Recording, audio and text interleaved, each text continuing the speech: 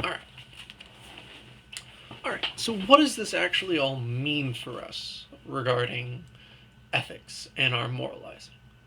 Well, going back to the role that partial and impartial preferencing and how these become adaptations, right, amongst whole species and group members of the species, how this all plays into the creation of the basic creation of values, right? Um, what we get is a picture of that valuation that is informed by the environment, right? So groups of humans, cultures that grow up or make their home in harsher environments are going to wind up having harsher rules, right? They're going to have harsher values as a reflection of that environment because the values must wind up in turn reflecting the environments in which they grow up, right? If you have a lack of resources like food, water, and whatnot, then punishment for breaking or deviating away from the social values, right, that help protect the group are going to be harsher than in areas where there's an abundance of resources. Um, so this is how we get like basic divisions from of like punitive punishment, like the role of punishment in society. It's not that these things aren't understood as being valuable, but the manner in which they're doled out or executed is going to vary as a result of the external pressures varying environment to environment and group to group. Right? Um, Reason will allow us to take a step back and frame our experience, right? To come up with abstract values. Things like, oh, honesty and trust and, value of not killing, right? Other members of the species. It allows us to understand these in a more general way than the basic biology that informs a lot of them. Language allows us to frame them in terms that are comprehensible, not just to us as individuals, but to the group as a whole, which allows them to not just be values that are felt, but are communicable, right?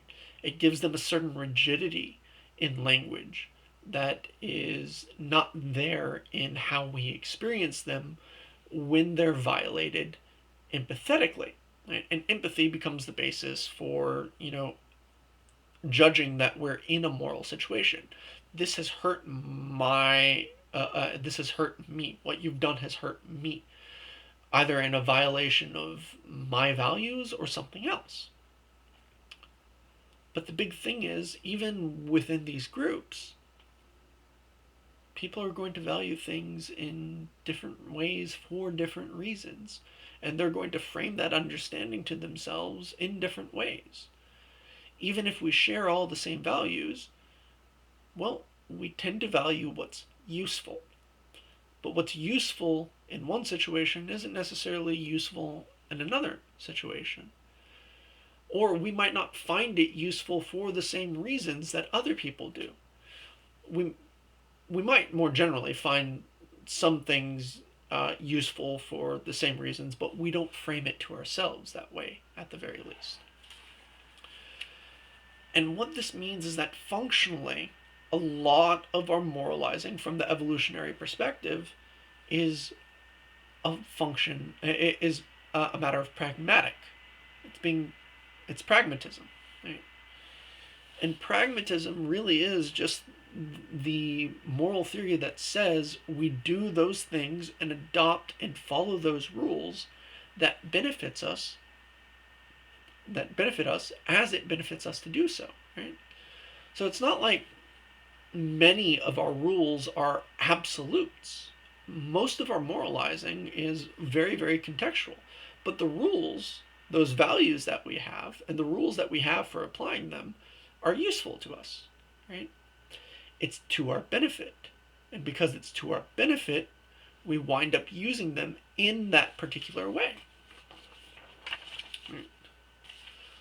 Thus, morality is rather like a Swiss Army knife from this perspective.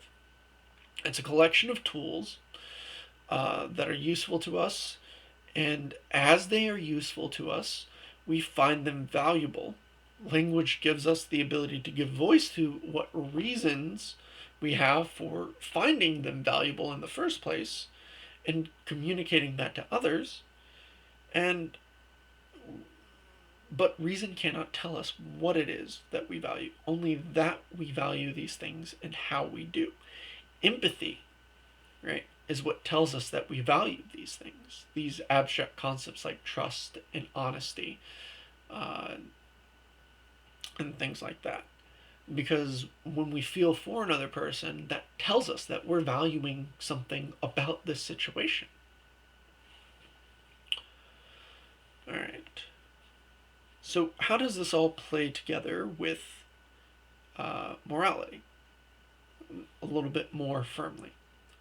Well, we can divide the concept of rule following into two sorts of orders. Right? There's first order rule following, which doesn't require language, and it's something that we just do. It's abiding by those values. Right? For example, a dog and a man playing, you and your dog playing fetch. Right? Your dog just knows that you want to, you want them to go and get the stick, and they come back with the stick, and tug of war. Eventually, they relinquish the stick, and the game goes over and over in that way. Second order rule following requires language, right? It requires the framing of those rules in a way accessible to those not involved. On the sociocultural level, morality is as much a matter of second order rule following, right? Morality requires this ability to frame the rules, the values, the principles for action that we derive from,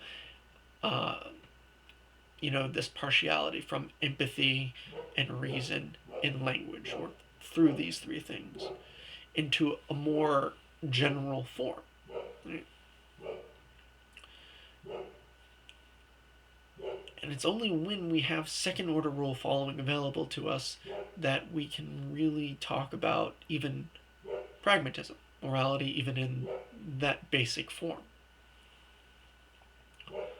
But what then, I suppose the next question is, what then, how does morality evolve? How do we get progressions of morality, as it were? How does our moral thinking change? Where's the hermeneutic structure at the basis of all of this from the biological perspective?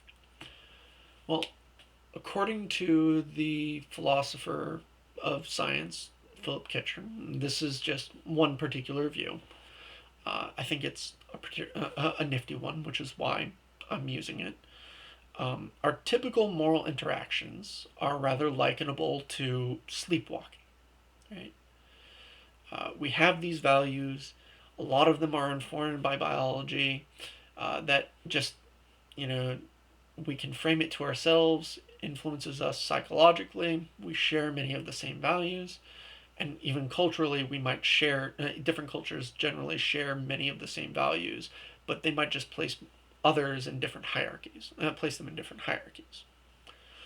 So since we're sleepwalking, what happens is we talk past each other, right? We're not really awake with this interaction. We're just bumping into each other in the night, strangers in the night, bumping into each other and going on our merry way. That sounded dirtier than I meant it to.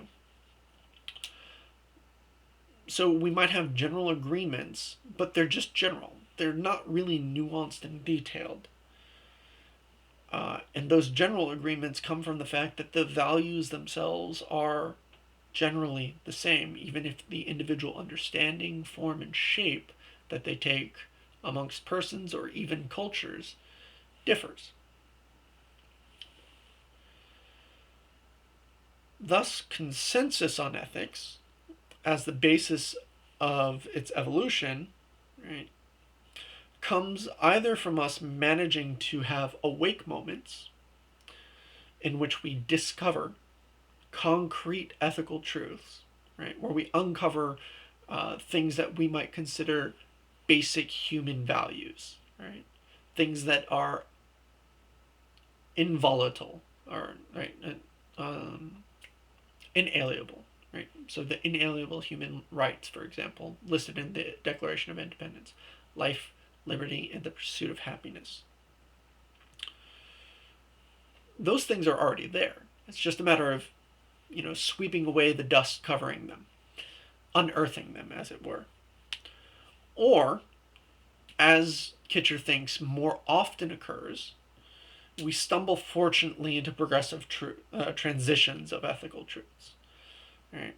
Uh, so there are there are undoubtedly some concrete ethical truths, Kitcher says, but most of ethics is merely the development through these transitions, right? A change in social values or in the understanding of those same values. Um, and in an important respect, it becomes the negotiating balance between these two things. And that, right, is what makes ethics ultimately pragmatic, according to Kitcher, right, and according to evolutionary theory. Because culture changes. Culture is also an open system, just like biology, right? And while we might keep the same basic values, their expression has to change to fit with the culture. Right? And so as the time progresses, right, more demands, new demands, wind up resulting in new expressions of those values.